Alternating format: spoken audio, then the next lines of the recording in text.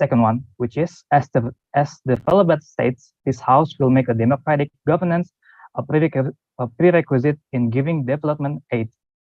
So from the government team, we have a team from Departemen Teknik Mesin with Mr. Benaya Sahab as the first speaker, Mr. Miguel Bintang Samuel as the second speaker, Mr. Andre Christian as the third speaker, and for the reply speaker, we have Mr. Miguel.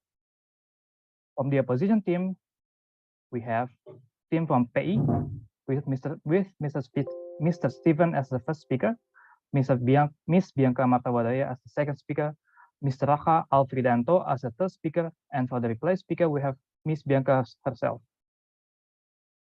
I will send the list via Zoom chat.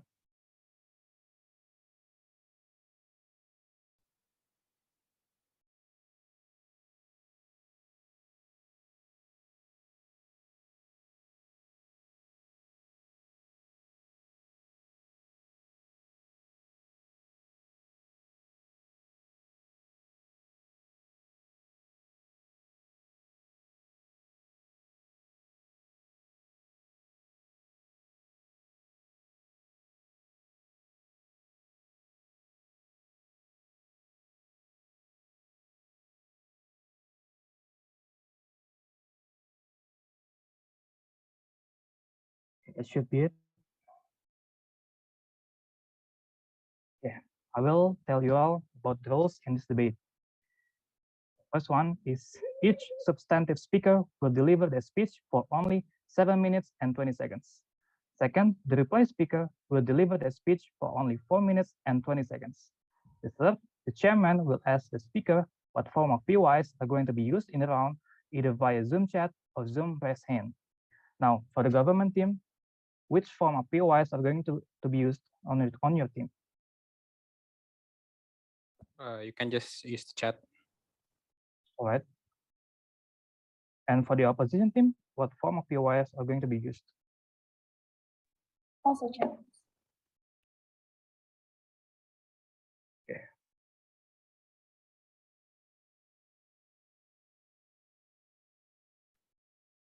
Then moving to the fourth rules, on the substantive speaker, we will send a chat via Zoom once on the first minute, indicating that the POIs are allowed.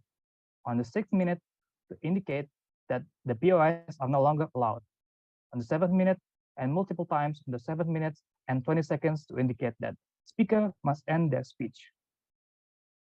Fifth rules is, on the reply speech, we will send a chat via Zoom once on the 1st minute, on the 3rd minute, on the 4th minute, and multiple times on the 4th minute and 20 seconds to indicate that speakers must end their speech. Last but not least, so no POIs are allowed in the reply session. That's all the rules. And without further ado, let's start the debate. First of all, I will make sure that the connection from both of the teams are doing good. So each team may turn on their camera and make sure that all of your microphones are functioning. And we'll start from the government team.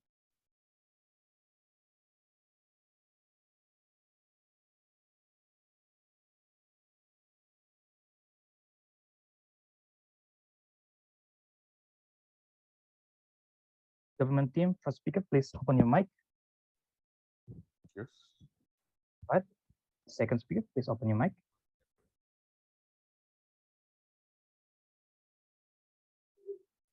I'm good. Okay. First speaker, please open your mic.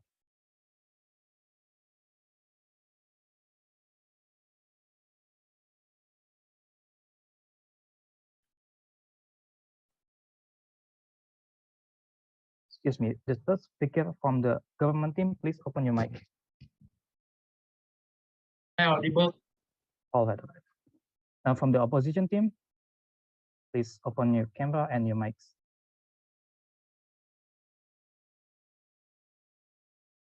From the first speaker of the opposition team, please open your mic. Yes. Second speaker. Yeah. The third speaker. Yes. All right. Now all that of the participants' connection are doing good. You can finally start the debate session. I call upon the first speaker from the government team, Mr. Benaya. You may start your speech in 3, 2, 1. Respected judges, respected opponents, and my beloved teammates. All this time, all developing countries have gotten their development aid, but only the minority of them that succeed to fully make use of their development aid. And in some cases, the development aid was being misused by the government itself. As you know, corruption is not a rare case. So as a developed country, this problem would need to be considered, as the development also costs something. Now, before I move further, I would like to define key terms, which are developed states, democratic governance, and development aid. Now, developed states are states that are mature and sophisticated in their economy, which are measured by their gross domestic product, or in short, GDP. Now, democratic governance is a governance of a country or a state with a system of democracy in which it is ruled by the people, from the people, and for the people. Now, the urgency and the matter of importance. Most developing countries need a good governance system so the development aid could be used efficiently and effectively. Now, for the burden of proof, our team will prove why democratic governance will be the most suitable governance for all countries, all states, developing and developed. And we will also prove that democratic governance would minimize the problem of development aids. Now, on to my first point. Why should it be democratic governance? Why this time? Now, democratic governance is a type of governance, as mentioned before, that allows the active participation of people. It is ruled by the people, from the people, and for the people. Now, aside from encouraging the citizens to actively involve themselves in the realm of politics and social development, we know also that the basic principles of democracy that, as mentioned before, are from the people, for the people, which means that this system highly encourages the control from both sides, the government and the people, and also third party, to be participating actively. Now, in this governance system, a democratic country usually check the balance between people and government, which are much better than the other governance system, such as an authoritarian rule or a monarchy. Now, the evidence that we have, and we could look at the world, that in some monarchy states, news broadcasts are limited and repressed, simply like any authoritarian regime. And other than that, in every monarchy states, their system of governance has no balance or has no control over a second or third party, because even the military and the government itself is under the rule, under the authority of the monarchy. Now, the opposition are now burdened to prove that democratic governance wouldn't be able to tackle the urgency. To prove other type governance beside democratic governance that would be efficient.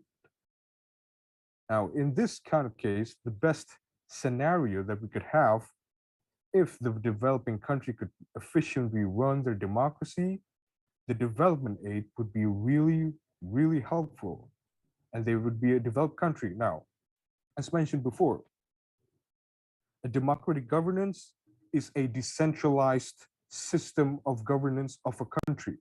Now, unlike a centralized government, a decision making comes from the supreme leader. So anything that any decision that the supreme leader decides to take, it is then will be followed by others down the let's say position or the hierarchy. Now that would be quite inefficient because it takes time for that decision to be passed on, the information of that decision to be passed on, and would take a lot of time and even would be very, very ineffective. Now, in democratic states, a decentralized government divides their power, where the president rules the entirety of the country, while governors and mayors deal in their own area of control, and that would help in the efficiency of distributing the development aid that has been given by the developed country. But then we have the worst case scenario. If the governance system doesn't run as it should be, at least the participation of the citizens for their country is increasing. Now, in the participation of the citizens, this allows that in the long term, the country would be much better than before. Now, how is that? In a democratic country, again, is ruled by us at least by it is balanced by at least two parties or even a third party. And now with the active participation of citizens, we're able to manage the development aids and any kind of issue, any kind of control that involves politics and social issues would be more efficient in their controls. Now, we have to stick to the status quo, not doing anything to the roots of problem, and the development aid would be wasted. Thank you.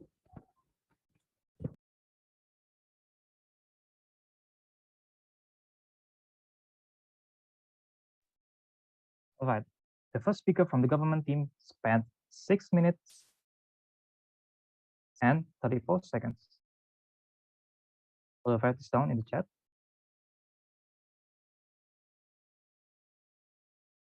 And I will call the first speaker from the opposition team. Mr. Stephen, you may please start your speech in 3, 2, 1. Yes. Good evening, panelists, judges, opponents, and my colleagues. Today, now I'll be giving my speech on why we think we should not be giving, that we should be giving those financial aids to developing non-democratic countries.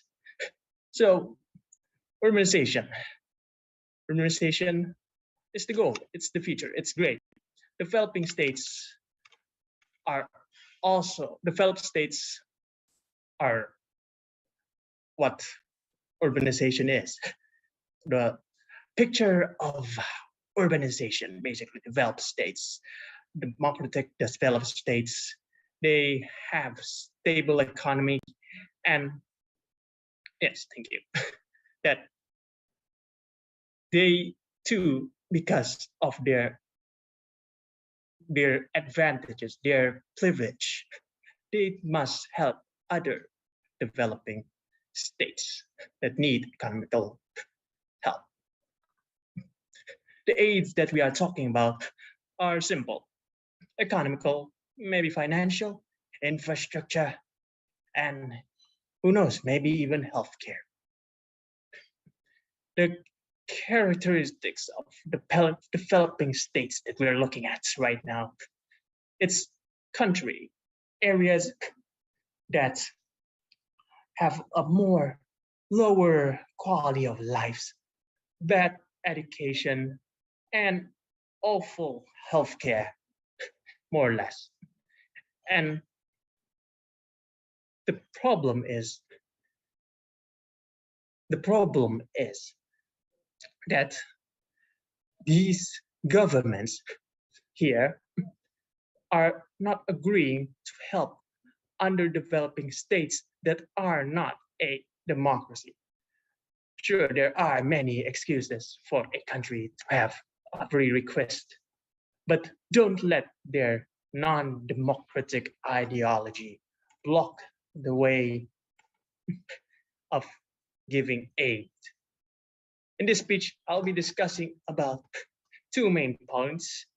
The first is the benefits of giving aid to a non-democratic country, and second is what is actually the purpose of giving an aid.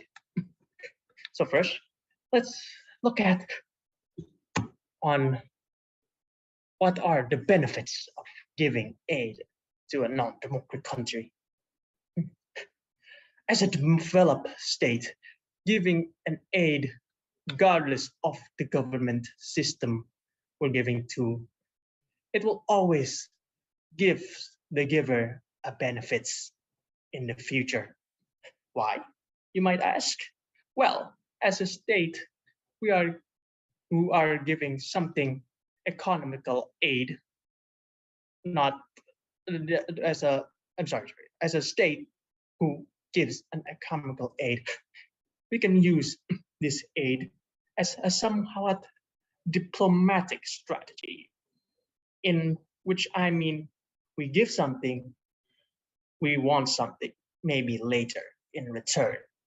For example, that a developed country gives a foreign non-democratic country an aid, they can use that aid to have leverage on that non-democratic country.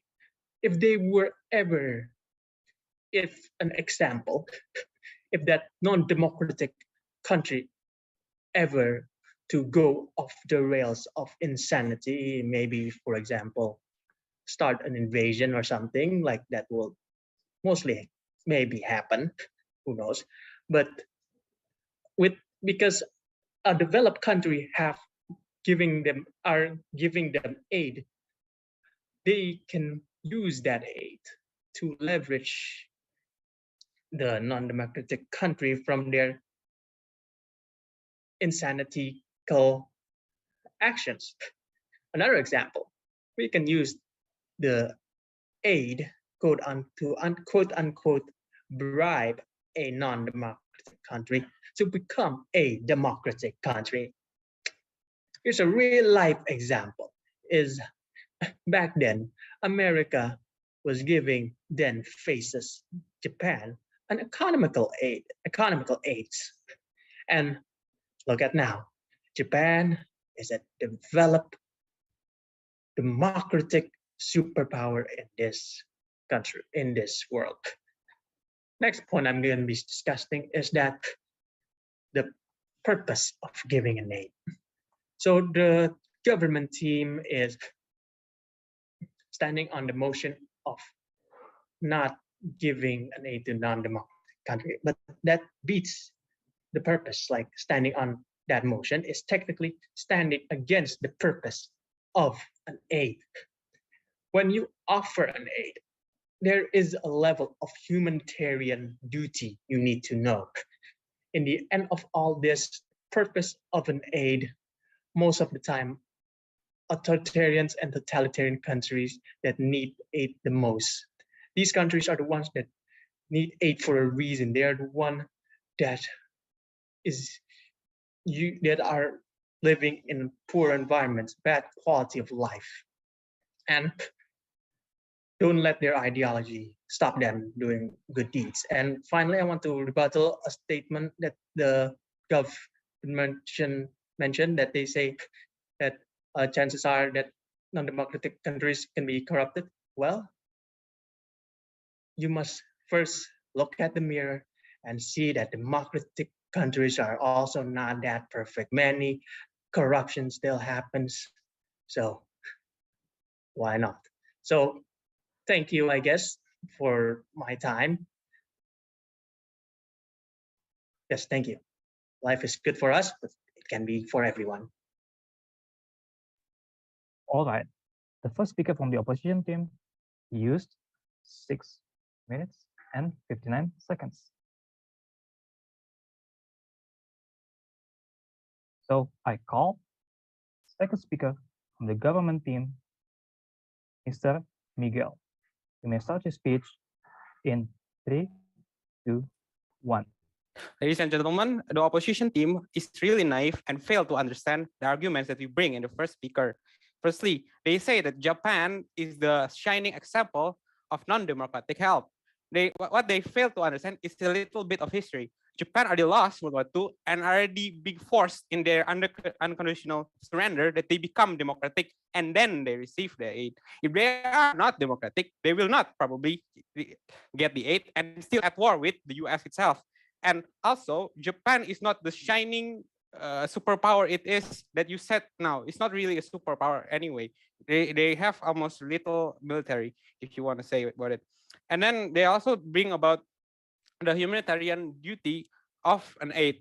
They are also naive in this one because we are a country, not an NGO or international like UN or WHO. We have our bilateral objectives. We have what we want, and we're not here only to help people, but we have also our objectives. And this must be clear because we are the developed countries and we want something from our aid, not only helping people because we are a country, not some preacher who wants to give some food to the beggars. I want to bring about what the first opposition speaker said about that democratic countries is not also clean and is not clean from corruption. When do we say we are clean from corruption? But take a look at non-democratic countries, which is more corrupted. If I want to bring the debate into that, it will be a long debate because it's only going to show how rotten is undemocratic government compared to democratic government. This is simply because the visibility of democratic countries to its people, and the people can access what the government has done in their government. Also, after rebutting, I'm gonna go to my first argument. My first argument is that developing countries are in danger actually of undemocratic and dangerous political ideas that will bring the developing countries into more turmoil and will sunder or will nullify the aid that we will give them to help them develop. This is because undemocratic ideology such as autocrats, monarchy, and communist authoritarianism is dangerous because it's not the people doesn't have a say and cannot control and see what the government do with their aid. If you said that if we help the opposition team also failed to say that when we give this aid, of course you gotta give this aid to the government, not to the people from airplane just drop some food. This is unrealistic, and the opposition team also failed to show how systematically we're gonna give this aid. Of course, this aid we're gonna go through the government, and if you give this aid to the government that is dirty and unclean and unseen in its workings, of course this aid is gonna go somewhere that we doesn't want, and it will nullify the impact on the people itself. For example, North Korea received some aid from the US, but look at North Korea. It's still the same. It's still the same bad country and enclosed country as it's been for about 70 years. So therefore, I think that aid must be given only to democratic countries because developing countries must be pushed to be a democratic country so that it will boost the effectiveness of the the aid itself.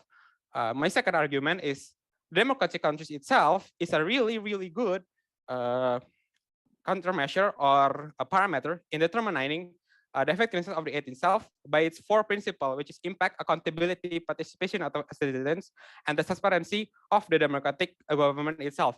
Because of this parameter, we as a stakeholder in this aid giving development aid giver can see clearly where does the aid goes, what does the aid is being used for, and also we can control how the aid goes because we can see it. And of course, we are a developed country. We have the upper hand in the country, and we can say how to use this aid to benefit, to be more impactful to the people that is in that country. For example itself, the Marshall Plan after World War II, where America gave development aid to democratic countries of Europe, really show that when the Netherlands do something very undemocratic, like invade Indonesia and do other things that is really, really against world peace and against the stability of the world, the US threatened the Netherlands to not give its Marshall Plan. And this is a really good show that the US can see that the Marshall Plan are being used for other than development aid, for buying weapons and for buying anything that is not aid. So this is already show that this parameter, which is what I said, accountability, impact, participation, and transparency, really is a good parameter in defining and making effective of the development aid. Therefore, democratic government is a really good place to place development aid, and not really good to give from to other than democratic countries. And my last argument is about our objective as a stakeholder, because we are a country, as I said before, and we have our developmental objectives that we want to make an ally and trade partners. By doing this, of course, the effect will be better if we give it to democratic countries, and we will make better allies and trustable partners, trade partners. If we do it, we only give development aid to democratic countries. And this is not only done by democratic countries, it's also done by undemocratic countries. This is just a simple show that that countries does have an objective other than humanitarian objectives. And this is not evil, or this is not something that is unusual. It is what a country must do to help its own people. It's gonna make a trade partner and gonna make an ally to protect itself and to better itself as a country. And this is simply a show that country is not naive enough to only give developing countries aid just to give them out of their kind heart, which is really naive. Therefore, I think that the use of aid into democratic countries is important because we need to make allies and trade partners in the future, and this is the best way to make it. Thank you. Let this second speaker from the government team spend 7 minutes and 15 seconds. Then I call upon the second speaker from the opposition team, Ms. Bianca. You may start your speech in 3, 2, 1. Wait, am I audible? Am I audible? Yeah. Please speak. Okay, cool. Panels, ladies and gentlemen. Apparently, the government have misunderstood the very objectives of the developing countries in this debate. First, before I go on with my arguments, let's go on with some reasons. The first government speaker have mentioned that democratic countries are unbalanced. Now, this we say no. Imbalance, or just balance in general, is inexclusive to government systems that are democracies. It is inexclusive because why? Because balance is a very delicate thing that is set by the country, by the people. Many monarchs and authoritarian history have a fair amount of balance in their systems. And then second, not only is balance inexclusive, imbalance is also exclusive. We have, as my first speaker have mentioned before, corruption and imbalance occur in even democratic governments. You have gone by the assumption that democracy is perfect, in which look at the real world, we know it's not. Even if you say it's the most perfect, we know it's not. There's always going to be a risk involved when we want to give aid, right? And even if the government, yes, you say democracy is perfect, why would we need to be giving them aid in the first place? There is a reason why these countries need to give aid. Now, third, you also mentioned that development aid would be wasted. Now, let me tell you, it's also an inexclusive risk to countries that are non-democratic. The risk for development, for giving aid, that it might be wasted is always going to be there. It's not going to be exclusive to countries that are democracy because their government is there, the people. Again, the people can also be imperfect. Let's take an example, Botswana. Botswana, when they were needing aid, they did not have a democratic stance. They're not non-democratic, but they're also not democratic, right? But they get aid, and what the hell? They're flourishing. They're flourishing compared to other countries in Africa. Right? Whether or not a development aid is helpful does not only lie in the government. It also lies on how the people react to it, how the people use it. Right? Just because it might fail does not mean that we should help. Now, your second speaker also said that the country is not an NGO, right? It's not just an organization. Yes, of course, we have mentioned in our side of the house as well that why this is exactly why we need to give development aid regardless, or at least at the very least without using governance or the governance structure as that's why the country is not flourishing. Like, are we just going to ignore them? Is that what you're suggesting? Right? You fail to recognize why countries need to get aid in the first place. Democracies can be weak, and as you said, rotten government, right? Even non-democratic countries that were colonized by democracies and had all their resources taken. Are we just going to let them be and have the people suffer, right?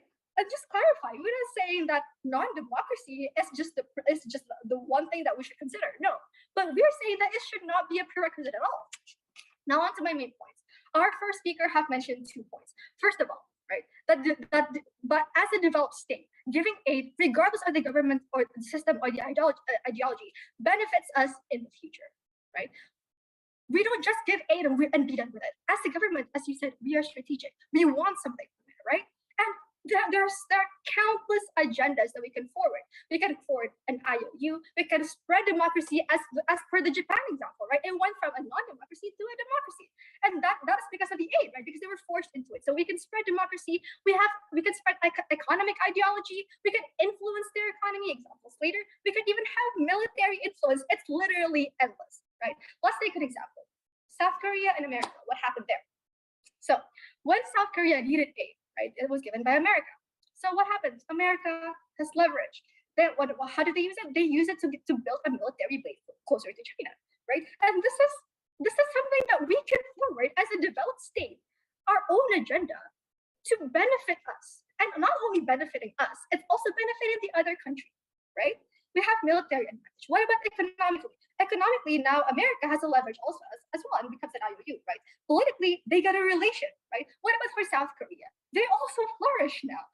I bet a lot of you would have a Samsung or have listened to K-pop or have seen how successful Korea is right now in the pop world, right? Now, on to my second point. Using democratic governance as a prerequisite stands against one of the main purposes of aid, right? Why do we give aid? We give aid for many reasons. As before, we can give it to have our own advantage. But whether it's overlying reason is because we want to be humanitarian. It's because there are people who's affected by this lack of economic development, right? Economic development is not just, oh, you have low economic index, or oh, you have a weak economy, but it relates to how the people are living and how their quality of life is being, right? There are people suffering in low quality of life from a weak economy because they have no school. They have a lack of access to food. They have terrible infrastructure. The government takes from them. So are we not going to help them? These people with low quality of life, they can't control where they come from. Do we just ignore them? Babies who were born in, let's say, like North Korea, right? And they were born in one of the poverty sites. They can't control that. I'm just going to ignore them. No. You have we are the ones who have the resources, yes, but there's also a humanitarian reason to forward our resources to the places that we think would develop, right? Are we just not going to help people who have no choice in the first place? As you said, we're being strategic. We have things to do. We have things to forward for ourselves. Now, to summarize this, ladies and gentlemen, we in the opposition house would not make democratic governance as a prerequisite. For not only does it give us influence and give us leverage over the countries, but also as part of the reason we give aid in the first place. And for that, if you believe in those reasons, I implore you, support the opposition. Thank you. All right, the second speaker from the opposition team used 6 minutes and 45 seconds. Then I call upon the third speaker from the government team, Mr. Andre. You may start your speech in 3, 2, 1. Ladies and gentlemen, the opposition side of the house are clearly do not have any understanding regarding the motions. First of all, we are debating as a developed state, not as a charity organizations or as a United Nations, ladies and gentlemen. As a developed country, of course, we have our own interest, and in that interest, we're not supposed to end.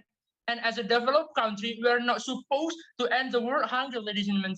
But what we're supposed to do is to end the problem in our country and for our aliens, ladies and gentlemen.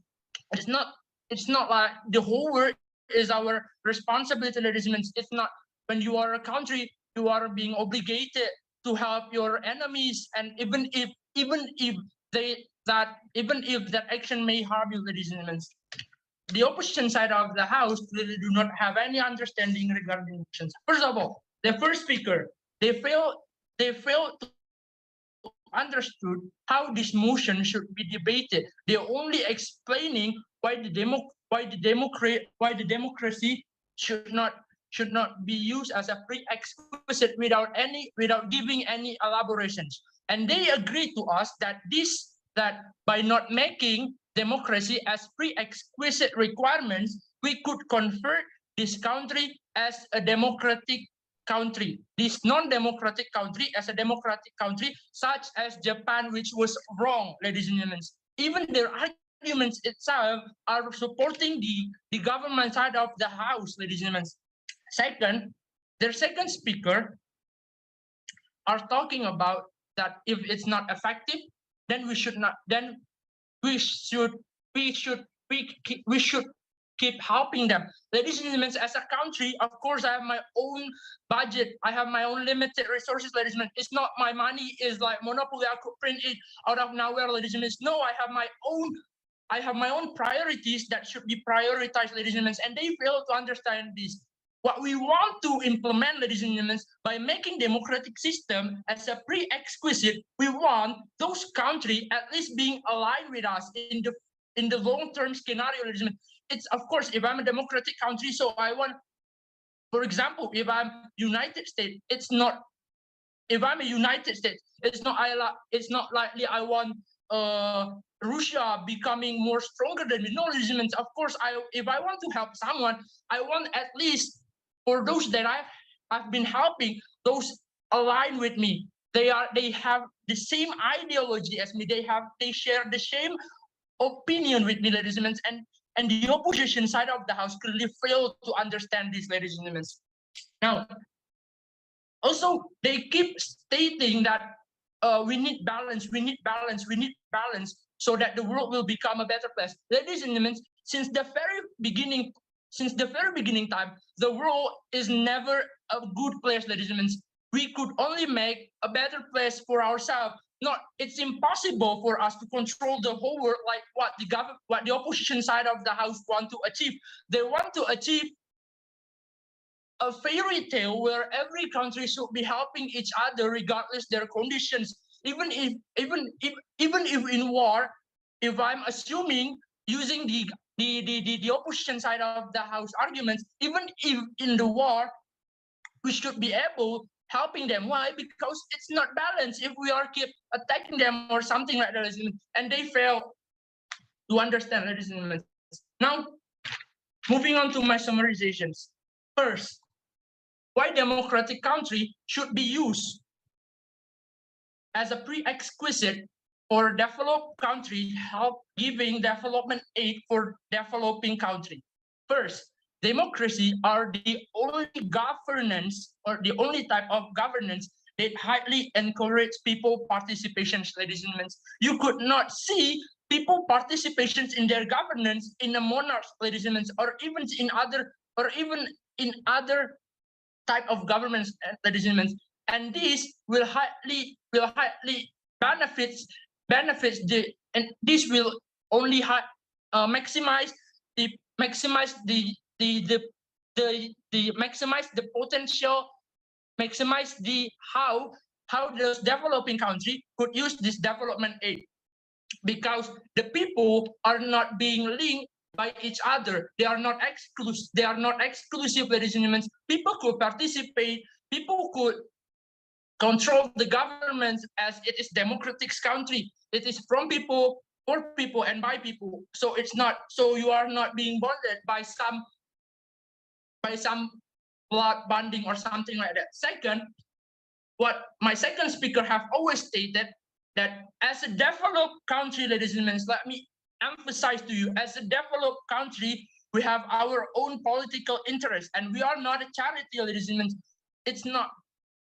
So of course, when we are going to giving something for someone, we are expecting something.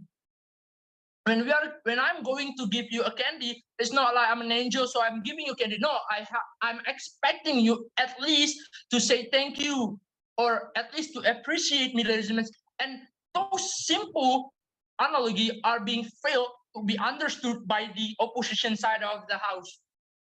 Third, democratic governance are actually the most safe, the most safety types of governments that for this development aid. As what my second speaker have stated, ladies and gentlemen, by implementing democratic system, we are more likely to minimize the impact of corruptions. We are not saying that we have never stated that in democracy there isn't any corruption. No, ladies and gentlemen, we have never stated something like that. We're only saying that democratics may minimize the corruptions and problems that come within the development aid, ladies and gentlemen. Why? Because the people itself controlling it and the people itself running the government, ladies and gentlemen. And now, ladies and gentlemen, the opposition side of the house are clearly failed to prove to us two types burden of proof that my first speaker have stated. First, they are burdened to prove that why the democratic country should not be used as a type of government in to maximize the potential, to maximize the tapping potential of this development aid. Second, they fail to give us any proper reasoning or any types of governance types that could maximize those potential tapping. And with this, I strongly propose this motion. Thank you. But the third speaker from the government team spent, let me check this first, 7 minutes and 26 seconds. So since all the speakers have spoken, I will call the reply speaker. Oh, I'm sorry, the third speaker from the opposition team, I haven't called, sorry. So I call upon the third speaker from the opposition team, Mr. Raka. You may please start your speech in 3, 2, 1. Ladies and gentlemen of the jury, allow me to elaborate some of the points that to contradict the government and to elaborate more of our points. There have been mentioned a lot that non-democratic governments will misuse aid and have more corruption compared to democratic governments. I take an example, the Democratic Republic of Congo. In their name, they have democratic in it, but yet they're still failing as a state. They're sitting on a gold mine, but they're not using it. Every aid is mostly focused on the DR Congo. Millions of dollars have given to aid to the people of Congo, but yet they are not striving. And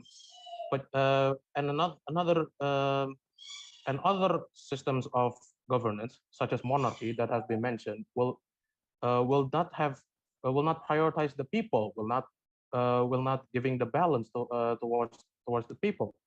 But yet, a lot of countries that are still monarchies are still rather democratic rather than some less democracies. Malaysia, they are still monarchies. They have a system of changing around monarchs every so what years.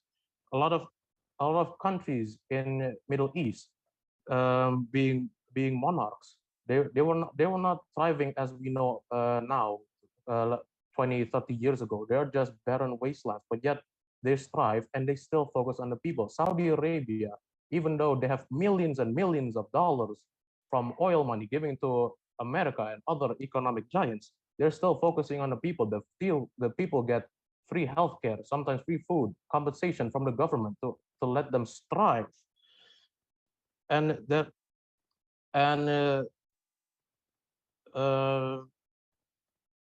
Afghanistan is technically democratic. The U.S. have been intervening in Afghanistan for roughly a decade, so they're technically democratic. But yet they collapse and the people suffer. No one's sought out to resist Taliban. No one sought out to defend the democracy. The president himself and other ministers, instead of standing by resisting the Taliban, they left. The police didn't put any resistance. They just let them in. they just let them in.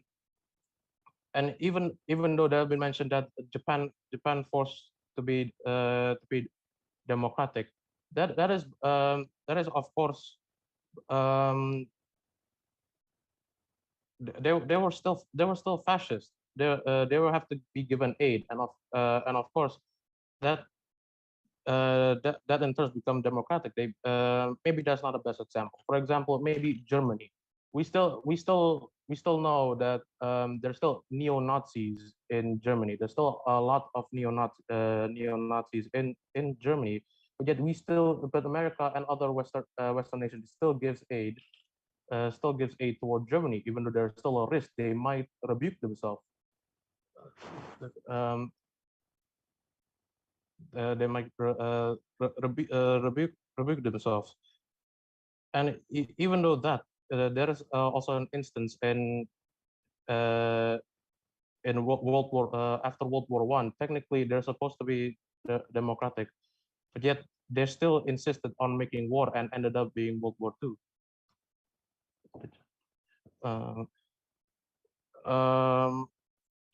And a lot of countries, even though there are a lot of freedoms to be democratic or whatever, or as you said, but a lot of countries in Europe after World War II, after getting economic help from America, they still choose to be monarchs. They still choose to not be fully democratic, but yet the people still benefit from this. They're not dying out like maybe authoritarian countries, but yet they're still striving.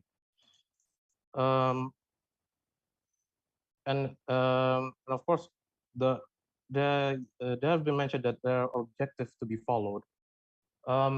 America has the objective to be follow democratic countries, but yet they're still highly elusive with Saudi Arabia, which is an authoritarian monarch. There's not much freedom of speech, but yet they still do. They still help Saudi Arabians in other conflicts. There is one point that spoke out by the third speaker, that developed countries have interests. Are you saying that authoritarian countries or monarchies don't have interest, that instead of giving aid towards the people, that they just focus on themselves, that the authoritarian leader just give all the money for themselves, or perhaps let the monarchs keep having lavish parties? Well, no, because they still have interest towards the people. Yeah, for in the Middle East, they still have to give it to the people, and a lot of there are some authoritarian countries that still do give it to the people. Iran, even though, what was the point? Yeah, I have to. Iran, even though they are not democratic, they still help the people. They still help to let them strive. And of course, that means they do still prioritize, even though they're not democratic. They still know the function of the people. So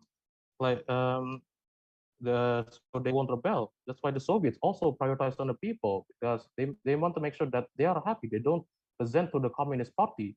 So that's why, even though there are still human rights violations, but they are still trying to respect the people. And that is all I have to say. Oh God, that was... Please mute your mic, please. Oh, sorry. But the third speaker from the opposition team has spoken, and he spent 6 minutes and 46 seconds. Well, since all of the substantive speaker has spoken, I will ask the reply speaker from each team to speak. So I call from the reply speaker of the opposition team, Ms. Bianca, you may start your speech. Sorry for interrupting. So I think that for the next speeches, I think that it's okay for the own speakers to do the countdown, so they can check their voices first, whether or not they're audible. So I think that it's okay if they count first, and the LO doesn't need to do the countdown, I think. Is that okay? All right. Oh, okay. Well, if that's not okay, it's okay to follow the protocol or the rule. It's okay. It's all right. If the adjudicators want that, I'll do it that way. So the Okay, thank you. reply speaker, all right, the reply speaker from the opposition team, you may please start at your own measure. Am I audible? I'm sorry. I think. Please pause the time. Is the reply speaker? Is the first reply speaker from the opposition team or the government? Because the script I'm being given is the opposition team goes That's first. correct. From I'm opposition. sorry, it's opposition. My bad. All right. Okay. So I will reply again. The reply speaker from the opposition team, you may please start at your own measure. Am I audible? Is there like background noise? Yes, you are. Yes. Okay, cool. All right, thank you very much. In that case, I will start my. Sorry. Oh, sorry, Hillary. Please, the timekeeper. I'm sorry, I haven't started my speech yet. Sorry, thank you. Okay, in that case, I will start my speech in 3, 2, 1. Ladies and gentlemen, panelists, today we have debated on whether, as developed states, this House would make democratic governance a prerequisite in giving development aid, in which, throughout this entire debate, we have gone through 2 main questions. First of all, is whether the negatives of a democracy or a non-democratic country is exclusive to them, non-democratic countries, or whether these positives and negatives are exclusive. And second, whether the motion benefits our country's agenda or not. Now, throughout this entire debate, the government have tried to convince you that democracy is balanced and will fully use the resources, to which we in the opposition have emphasized that this balance that they have been idealizing is inexclusive to democracies, and that them fully using the resources is also a risk that is not exclusive to democracies.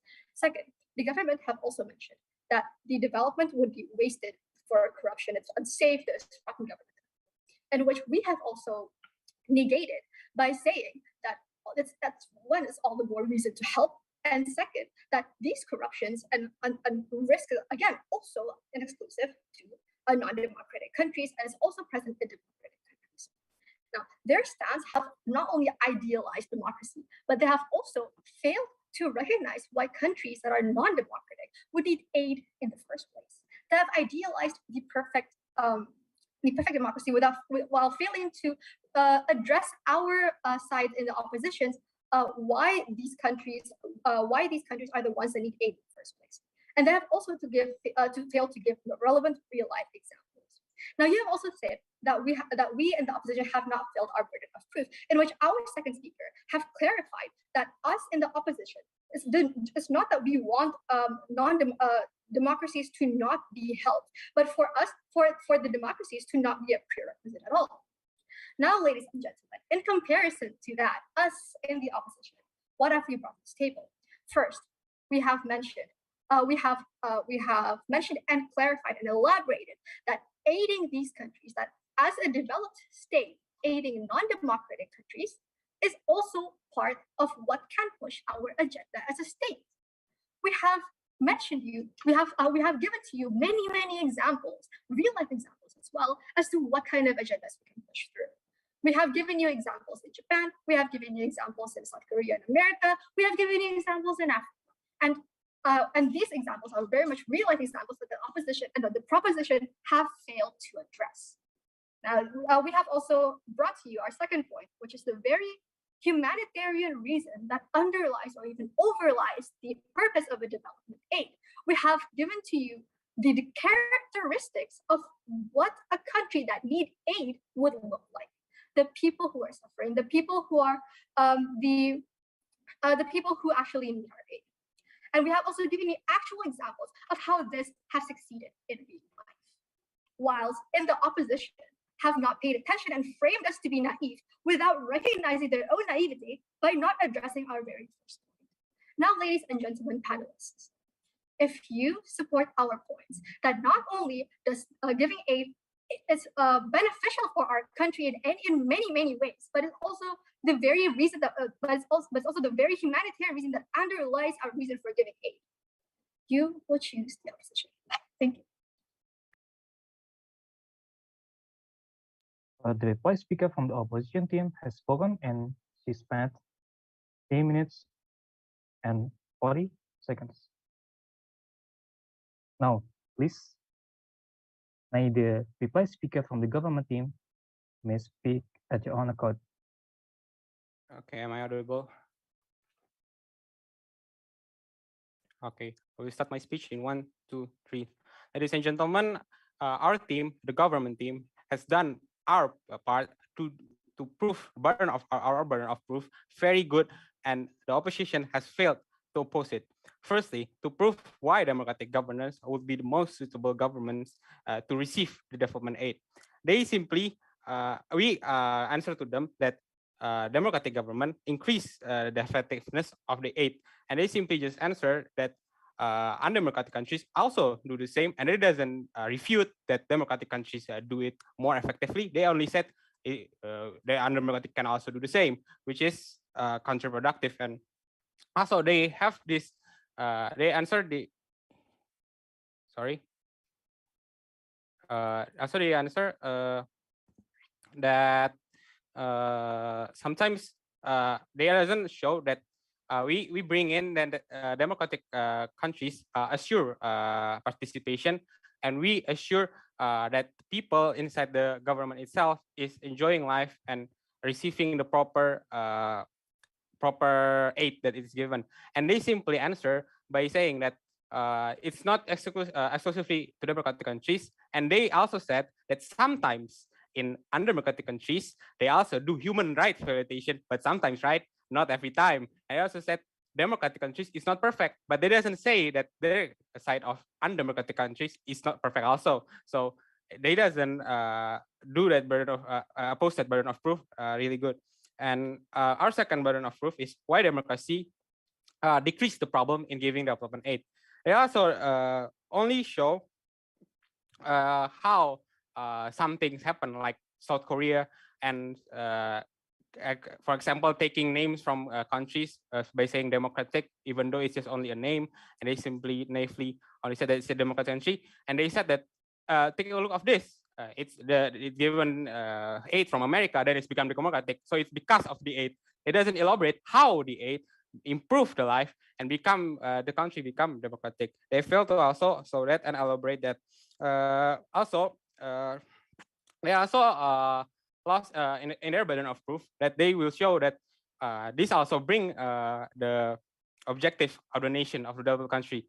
They simply said that by the same argument that they show South Korea getting aid from America and showing that it goes democratic for no reason, and they just say it's because of the aid, it's because of the aid, without much elaboration. And resorting to wrong makes it good, because they said that democracy also do the same bad things that undemocratic countries do, without even elaborating that maybe it's better or maybe it's worse, maybe democracy is worse or maybe democracy is better. For that, I ask you, the educators, if you are really not naive and you think that a country must do its objective to benefit its own people upper than other people in the world, and there is not simply one country to help the whole world, and that democracy is the best way to go for a country and a best way to develop aid in the country, I suggest you choose our team. Thank you.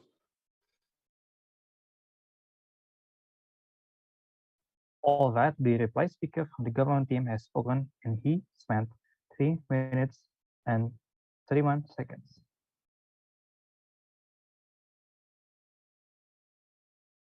Well, ladies and gentlemen, since all the speakers have spoken, from the substantive speaker and reply speaker have spoken, that is essentially the end of the debate. Each team has stated their perspective in an excellent way. As the debate has ended already, I give the screen to the adjudicators to give some feedback on the results for today's debate. Adjudicators, you may please take the screen. Okay, thank you everyone for makasih buat debatnya.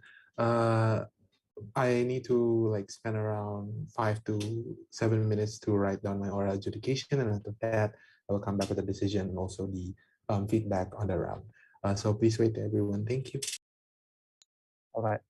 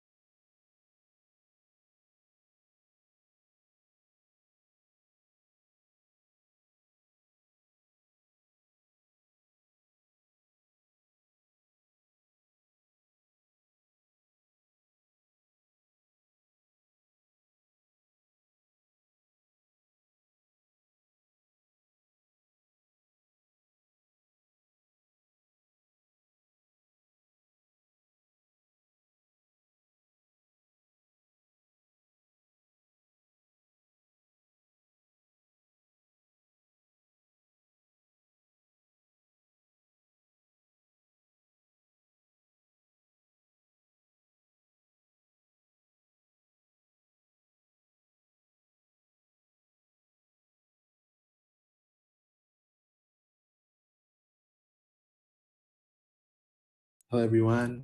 Thank you for waiting. Checking kedengaran nggak suaranya? Yes, you're audible.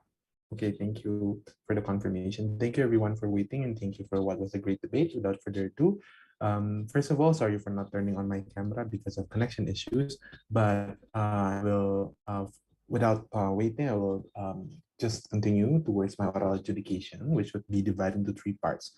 First is on the general comments, second is on the decision, and lastly is on the clashes that define the decision that I've made. So first of all, on the general comments, I think that in this debate, the debate lacked a bit of a clear analysis on the interests of developed nations, because both sides of the House try to argue, for example, that nations have different interests, but in such a way, the debate became very, for example, became directed in two different ways. That is to say that government contended that there are, for example, certain interests A, B, C, D, and opposition, for example, stated that there are interests E, F, G, H, but there were no effort, for example, there were little effort to try to bridge, for example, or try to find the similar, for example, interests that each nation tried to have, or, for example, to give a comparison, framing, or weighing as to why, for example, we have to prioritize either of the interests, for example, first. And because of that, makes it harder for me to, for example, be able to weigh which one, for example, is the interest that I should prioritize, because, for example, the interests of these nations were not clearly settled from the earlier speakers. So some comments on that is that if, for example, these interests, for example, were clearly settled or were clearly, for example, put down ever since, for example, the earlier speakers, this would have made, for example, the debate easier, even though in the second and also last speakers, there were, for example, arguments that started, for example, to make the debate sort of like come towards some conclusion, for example, or come towards some clashes that made it clearer, for example, for me to judge, which later on I will explain on the reasoning behind my decision, which is the clash later on, right? But second of all, I think that what was a bit lacking, for example, in this debate was also a likelihood analysis. Because I've talked about how, for example, in the end part of the debate or in the second half of the debate, for example, there were efforts or there were arguments that were able to make the debate come down, for example, to clashes. However, there were little likelihood analysis. So it's harder for me to actually buy, for example, why your premise, for example, is going to be likely, why, or what is the process analysis behind the premise that either side of the House tried to bring this debate. So in the end, the weighing, for example, came to that, which side has able to create a better likelihood analysis or process analysis that was easier for me to, for example, follow, and it's easier for me to judge. So, and also, for example, there were little link backs towards the interest of development, the developed states, which is, for example, which I've talked about how, for example, this mistake happened because there were no clear visualizations from the first place. So in the future debates, this can be fixed. But with that in mind, I'm going to move on to the second part, which is the decision. On what was a very close debate, I gave the winning towards the opposition side of the House under just one clash. So the clash basically talked about the interest, for example, of these developed nations. What are their interests, right? So from the government side of the House, they talk about how, for example, the interest of developed states is for the money or the development aid that is given, for example, to a state to be used properly and nicely. The government side of the House talked about how, for example, democratic nations have, if I'm not mistaken, like 4 standards that make, for example, the governmental system in certain nations, for example, stronger, and it makes sure, for example, that development aid that is given towards, for example, these countries are going to be used well. Also, the government talked about how the interests of these nations are not solely, for example, for them to be giving, for example, help towards other nations because they're not the UN, for example, they're not NGOs, so it's not their pure responsibility to do this. Meanwhile, on the opposition side of the House, we talked about how the interests of developed states, which was, in the first place a bit implicit, but it was made clear in the reply speaker, how, for example, their interest was to help the most vulnerable actors, which most people are, or which most of these vulnerable individuals exist in non-democratic countries. That's why, for example, there's an urgency for us to help these individuals.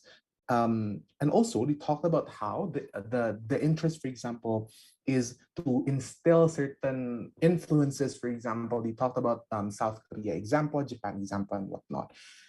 I've talked about how, for example, in the first debate, it was unclear for me to actually weigh, and this was the part where it was unclear for me to weigh, because both sides went into two different directions, and there were no comparison or weighing, for example, which one should be prioritized and whatnot. And if I were to, for example, buy either of these analyses, so for example, if government talked about how nations or developed nations are not NGOs, there were no precise analysis as to why, for example, developed nations are not, for example, in the form of NGOs, when in the first place, the motion states that developed nations wants to give development aid. That is to say that there's an interest to actually help, for example, other people that exist in the world. It is one of the core principles, for example, of NGOs or the UN, to give aid or to give, for example, some sort of help towards other nations. But on the opposition, when they talked about how, for example, they wanted to help the vulnerable actors, there were also little analysis as to why, for example, developed nations have that interest to really help and to really reach out. But the conclusion came when both sides of the House, in one way or another, agreed that the interest that developed nations have and share in common is that they want to change these countries, especially, for example, countries that are non-democratic, to become democratic countries and to become countries that have democratic values. However, this point, for example, goes towards the opposition, because the opposition side of the House was able to give a likelihood analysis as to how, for example, these democratic values are really going to be instilled inside of these countries. That is to say that because these countries do not make democracy as a prerequisite, and these non-democratic nations see that these huge developed nations are my allies, and there's a tendency for them to actually feel some sort of like a companionship or a compadreship. So they feel, for example, that there's this sense of belonging, and there's this responsibility for me to respect the values, for example, that they have.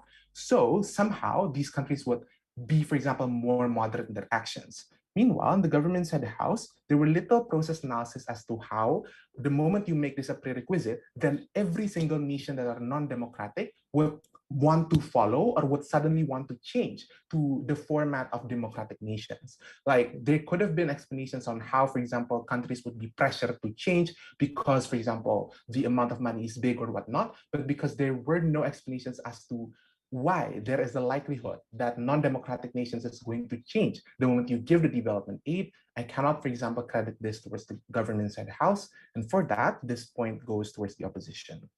So I think that that's the clash, the main clash that existed in this debate when both sides of the House were able to contend on the same ground. So on that reasoning, I give the winning towards the opposition side of the House. Thank you, everyone, and good luck for the next rounds. If you want to ask for constructives, you can approach me. I don't know, you can approach me through WhatsApp, or maybe you can ask the community later on, maybe. Thank you, everyone.